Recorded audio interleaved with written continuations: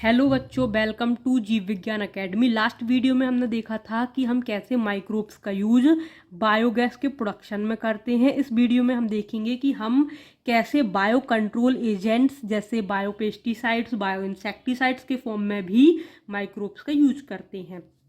फसलों में काफ़ी सारे कीड़े रहते हैं जो हमारी जो फसल है उसको खाते हैं, जिससे वो उसकी जो यील्ड है वो कम होती है।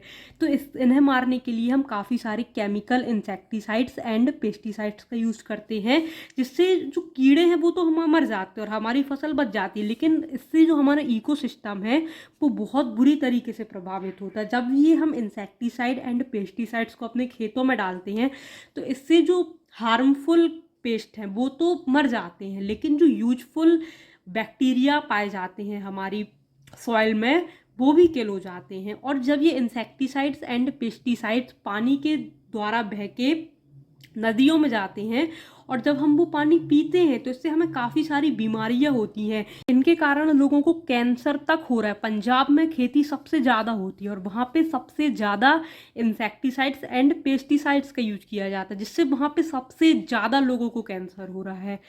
अब हम इन सब चीज़ों से बचने के लिए इन केमिकल इंसेक्टिसाइड एंड पेस्टिसाइड की जगह बायो कंट्रोल एजेंट्स का यूज करते हैं। हम बायो पेस्टिसाइड्स भी कहते हैं। ये इको फ्रेंडली होते हैं, हमारे इकोसिस्टम को बिल्कुल भी हार्म नहीं करते हैं। फॉर एग्जाम्पल हम लेवर्ड एंड ड्रैगन फ्लाई का यूज मॉस्क्यूटो एंड एफिड्स को किल करने के लिए किया जा सकता है। एफिड्स जो है वो छोटे छोटे से कीड़े होते हैं जो फसलों की पत्तियों को खाते हैं और बहुत नुकसान पहुंचाते हैं फसल को। इसी प्रकार एक बैक्टीरिया होता है बैसिलस थूरेंजेनेसिस। इसका यूज बटरफ्लाई कैटरपिलर को किल करने के लिए किया जाता है। जो बटरफ्लाई कैटरपिलर है ये फसलों को खा जाते हैं। कैटरपिलर मतलब जो बटरफ्लाई है उसकी एक स्टेज होती है, प्यूपा, कैटरपिलर, लार्वा, ये सब। तो ये कैटरपिलर क्या करती है, ये हमारी पत्ती है तो इसको बहुत तेज़ी से किनारे से खाना शुरू करती है और पूरा खा जाती हैं, जिससे जो फसल है वो ख़राब होती है। तो इसके लिए हम बैसिलस थूरेंजेनेसिस बैक्टीरिया का यूज़ करते हैं। अब ये क्या करता है, ऐसा क्या करता है कि ये मर जाती है। ये जो बैसिलस थूरेंजेनेसिस बैक्टीरिया है ये एक प्रोटीन प्रोड्यूस करता है, जिसे हम बीटी टॉक्सिन या फिर क्रिस्टलिन प्रोटीन कहते हैं। ये प्रोटीन अब इसको नहीं मार सकता क्या, इस जो बैसिलस थूरेंजेनेसिस उसको नहीं मारता, क्योंकि इसमें ये इनएक्टिव फॉर्म में क्रिस्टल्स के फॉर्म में पाया जाता है, ठीक है। लेकिन जैसे ही जो बटरफ्लाई कैटरपिलर है वो इसको खाता है, वो इसकी गट में पहुंचता है। अब इसकी जो गट है ना, ये इसकी गट है, गट का जो पीएच है वो बहुत हाई होता है, मतलब उसमें बेसिक पीएच पाया जाता है, जिससे जो बीटा टॉक्सिन है वो एक्टिव हो जाता है। अब जैसे ही ये एक्टिव होता है इसकी जो गट है ना इसमें स्मॉल स्मॉल होल क्रिएट कर देता है, जिससे ये जो भी खाता है ना बाहर आ जाता है। अब ये कुछ खाएगा नहीं, इसका मेन काम है खाना। जी जितना ज़्यादा खाएगा उतना ही फास्ट ग्रो करेगा। अब ये सब खाना ये नहीं खा पाता तो स्टारवेशन के कारण इसकी डेथ हो जाती है और ये मर जाता है। अब हम इसको कैसे अप्लाई करेंगे, तो या तो हम जो बैसिलस थूरेंजेनेसिस है इसका जो स्पोर है इसका हम पाउडर बना देंगे और अपनी जो फसलें हैं उसके ऊपर इसको छिड़क देंगे। या फिर हमने एक चीज़ और की है, साइंटिस्ट ने बीटी कॉटन बनाई है। बीटी कॉटन क्या है, जो कॉटन का जो पेड़ है इसकी जो पत्तियां हैं, बैसिलस थूरेंजेनेसिस का हमने वो वाला जीन लिया है जो कि क्राई जीन को कोड करता है। जो क्राई जीन है वही बीटी टॉक्सिन बनाता है, ठीक है। क्राई जीन से क्या बनती है, एमआरएनए बनेगा, एमआरएनए से प्रोटीन बनेगी और ये बीटी टॉक्सिन क्या है, ये एक प्रोटीन है। तो ये जीन हमने इसमें डाल दिया, पत्ती का जो डीएनए है इसमें हमने इंसर्ट कर दिया अपना बीटी क्राई जीन, ठीक है। अब जब इसका ट्रांसलेशन होगा तो इसमें टॉक्सिन बनेगा। अब जैसे अब ये इसमें इनएक्टिव रहेगा, ठीक है, लेकिन क्योंकि इसको एक स्पेसिफिक पीएच चाहिए, इसमें ये कोई काम नहीं करेगा क्योंकि ये स्पीस स्पेसिफिक है। ये सिर्फ और सिर्फ कैटरपिलर, बटरफ्लाई के कैटरपिलर पर ही काम करेगा। अब ये जो टॉक्सिन है जैसे ही बैक्टीरिया खाएगा उसकी जो गट है उसमें होल्स हो जाएंगे, जिसके कारण वो कुछ और नहीं खा पाएगा और उसकी डेथ हो जाएगी। इसी को हम कहते हैं बैड बीटी कॉटन। ये जेनेटिक मैनिपुलेशन के थ्रू बनाया गया। जब हम जेनेटिक इंजीनियरिंग पढ़ेंगे तो उसमें हम देखेंगे कि इसको कैसे इंसर्ट किया जाता है। Next baculovirus. बैकुलोवायरस को भी बायो कंट्रोल एजेंट के फॉर्म में यूज किया जाता है। इसको हम इंसेक्ट और आर्थ्रोपोड्स को किल करने के लिए करते हैं। ये भी स्पीसीज स्पेसिफिक होता है, मतलब ये हर टाइप के इंसेक्ट को किल नहीं करता, जिस पर्टिकुलर टाइप के इंसेक्ट को हमने किल करने के लिए इसे डाला गया है सिर्फ उसी को किल करता है। तो ये नैरो स्पेक्ट्रम वायरस है, क्योंकि ये एक पर्टिकुलर टाइप के इंसेक्ट को ही किल करेगा, टारगेट किलिंग। जो हम इंसेक्टिसाइड डालते हैं वो लगभग वो ब्रॉड स्पेक्ट्रम होते हैं, वो बहुत सारे बैक्टीरिया को, बहुत सारे इंसेक्ट्स को किल कर देते हैं।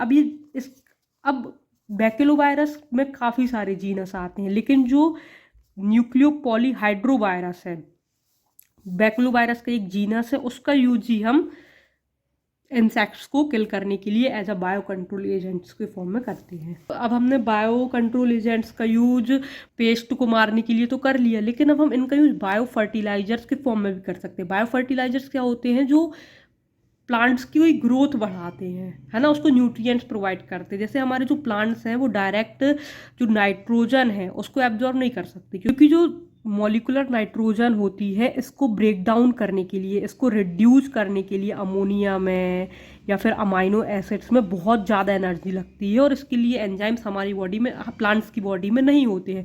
तो नाइट्रोजन को फिक्स करने के लिए नाइट्रोजन हम यूरिया डालते हैं ताकि हमें नॉर्मल नाइट्रोजन मिल जाए। तो उसके लिए हम काफ़ी सारे केमिकल फर्टिलाइजर्स का यूज करते हैं। लेकिन ये फर्टिलाइजर्स जैसे ही पानी के साथ वाटर बॉडीज में जाते हैं, पानी को एकदम प्रदूषित कर देते हैं। वहाँ पे बहुत सारे एल्गल ग्लूम हो जाते हैं पानी में। एल्गल ग्लूम मतलब बहुत सारी एल्गी एकदम से आ जाती हैं, जिसके क्या होता है, जो बायोलॉजिकल ऑक्सीजन डिमांड है वाटर की वो बढ़ जाती है। अब बीओडी बढ़ गई मतलब वाटर कैसा है, पॉल्यूटेंट होगी, क्योंकि जितनी ज़्यादा बीओडी होगी उतनी ज़्यादा, बीओडी ज़्यादा है मतलब उसमें ऑर्गेनिक मैटर ज़्यादा है, ऑर्गेनिक मैटर ज़्यादा है मतलब उसमें बहुत सारे बैक्टीरिया हैं, क्योंकि खाना ज़्यादा है तो बैक्टीरिया भी ज़्यादा है। अब वो उसको डाइजेस्ट करेंगे तो उनको ऑक्सीजन चाहिए, जिससे जो वाटर की जो ऑक्सीजन है वो बहुत कम हो जाती है और वो जो पानी है वो पीने योग्य नहीं रह जाता।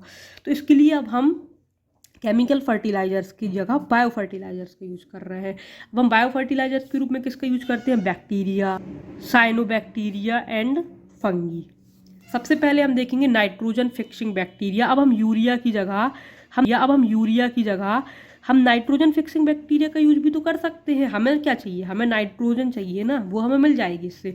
इसके क्या एग्जाम्पल है? राइजोबियम एक बेस्ट एग्जाम्पल है। ये सिम्बायोटिक है, मतलब ये सिम्बायोटिक रिलेशनशिप में पाया जाता है लेग्यूमिनस प्लांट के साथ। जो लेग्यूमिनस प्लांट्स है उनकी जो रूट है यहाँ पे ये ऐसे ऐसे नोड्यूल बना लेता है, जिन्हें हम रूट नोड्यूल्स कहते हैं। यहाँ पे ये क्या करता है, जो नाइट्रोजन है उसको ये अमोनिया में बदल देता है।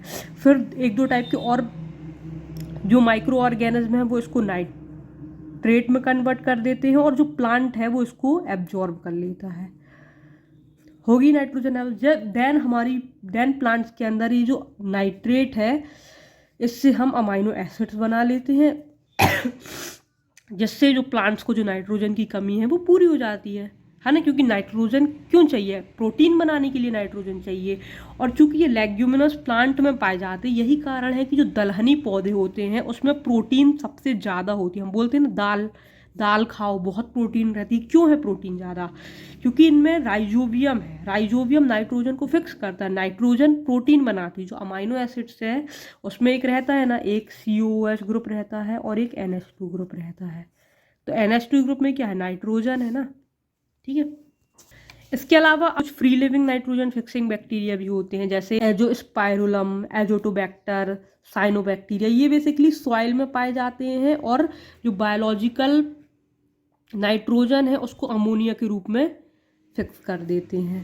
अब जो साइनोबैक्टीरिया है वो ऑटोट्रॉफिक है, अपना खाना खुद बनाता है। अब ये बेसिकली हम इसका यूज कहाँ करते हैं? जो धान की जो फसल है, पैडी क्रॉप, उसमें हम करते हैं। देन हम देंगे माइकोराजा, जो फॉस्फोरस है जो कि सॉइल में पाया जाता है, उसे भी प्लांट जो है वो डायरेक्टली एब्जॉर्ब नहीं कर सकते। हम फॉस्फोरस को फॉस्फेट के फॉर्म में ऑब्जर्व करते हैं। लेकिन अब हमें फॉस्फेट कौन बना के देगा? ये माइकोराजा बना के देगा। माइकोराजा क्या है? प्लांट रूट और फंगस का जो एसोसिएशन है उसे हम माइकोराजा कहते हैं। ये ग्लोमस जीनस का है, ठीक है। अब हम करते क्या है इसके लिए, देखते हैं। जैसे ये है हमारा प्लांट्स, ठीक है, ये इसकी रूट्स हैं। अभी रूट्स क्या करेंगी? वाटर तो लेंगी, मिनरल भी लेंगे। लेकिन यदि हम इसमें फंगस लग जाए तो ये क्या कर रही है, इसके रूट सिस्टम को और बढ़ा रही है। अब ये फॉस्फोरस जितना भी है इसको एब्जॉर्ब कर लेगी और इसे प्लांट को ये दे देगी, क्योंकि हमारी रूट्स डायरेक्ट फॉस्फोरस को एब्जॉर्ब नहीं कर सकती। लेकिन ये तो फंगस है ना, ये दूसरी वैरायटी है, ये इसको एब्जॉर्ब कर लेगी और हमारे इसको दे देगी। इसके साथ साथ ये वाटर को भी एब्जॉर्ब करेगी, काफ़ी सारे मिनरल्स को भी एब्जॉर्ब करेगी, जिससे जो प्लांट है ना उसकी ग्रोथ और बढ़ेगी। इसलिए इसका यूज हम एज आ बायो फर्टिलाइजर करते हैं। यदि आपको ये वीडियो पसंद आई हो तो प्लीज़ इसे लाइक करें, सब्सक्राइब करें एंड शेयर करें। Thank you.